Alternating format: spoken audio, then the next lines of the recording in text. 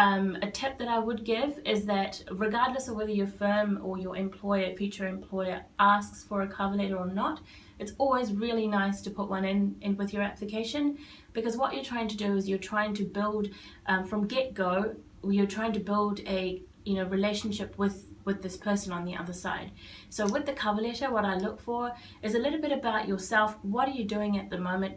And what skills can you bring to the role that we have advertised? The cover letter is your opportunity to expand on your CV. So your CV being the bones of what you're telling us, and your cover letter, your opportunity to really expand on that.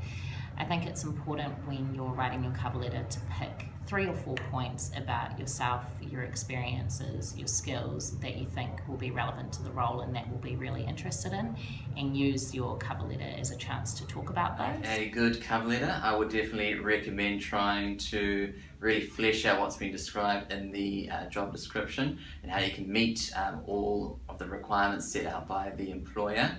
Do try and put a bit of a personal spin on it, just to showcase your personality and how you can really engage with the business's culture. It'd be quite cool to see. From my perspective, always include a cover letter, or at the very least a brief introductory statement to yourself.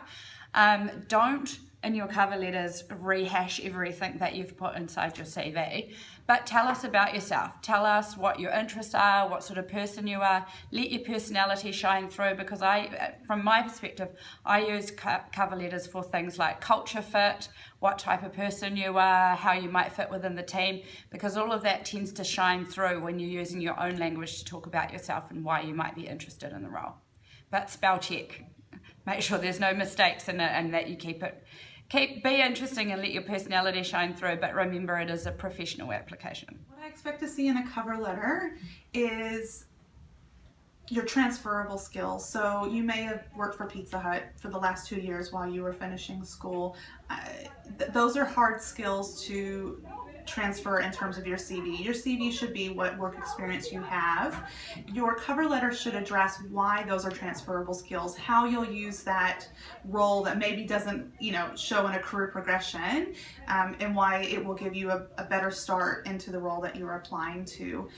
The other thing I would mention about cover letters is the shorter the better. We're not looking for a dissertation of your life experience. We're looking for 200 to 300 words maximum of your transferable skills, maybe why you took a break, if that's not something addressed in your cover letter. Been traveling for 2 years. This is transferable because I now have world experience and moving into international relations, whatever it might be. The cover letter is your chance to give a demonstration of yourself and your motivations, but I always recommend not overstating yourself. Keep some back, because if you're in an interview, you want to have something that you can give to the interviewers in terms of why you're suitable and best placed for that role. When it comes to cover letters, again, PDF, and make sure you've done your spell check and had someone read through it. So keep it brief. You don't need to write a whole page, or let alone more than that.